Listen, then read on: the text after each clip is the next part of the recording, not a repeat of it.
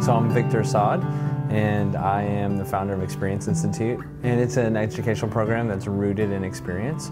It's for grad level students or people who are kind of taking a gap year or a fifth year, and gives them the opportunity to spend the year working with different organizations and companies to gain hands-on experience, but then also gives them a space to come back to learn. The whole idea is that experiences are a really transformative way to learn, but they haven't quite gotten to the place where they're a credible or sophisticated season of life to just spend time learning hands-on, kind of through apprenticeships and through opportunities to kind of work in the real world. Like, always have a seat at the table for an apprentice. Like that's a provocative thought, and to say to a company that. The idea kind of sparked because of my own self-made MBA, where I kind of put aside the traditional route and kind of reimagined what a higher education would look like for myself. Figure out, well, let's see if other people can do this. And so, taking a chapter out of the Leap Year Project book, we decided, okay, like the first thing that we're going to need to do is build a community around the school. So we teamed up with designers and educators to think about, okay, what are the key components that we want individuals to learn if they're going to go through this kind of learning year, this kind of new program.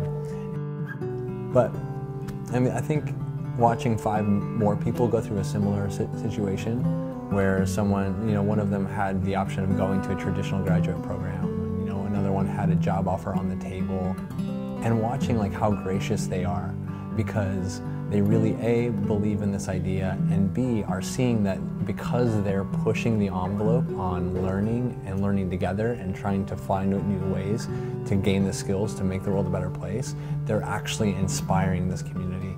They're the ones who, like, people are now kind of watching as pioneers and as people who don't necessarily just care about what everyone else thinks. And if that is the only thing they learned how to do this year, that would be worth all of the work.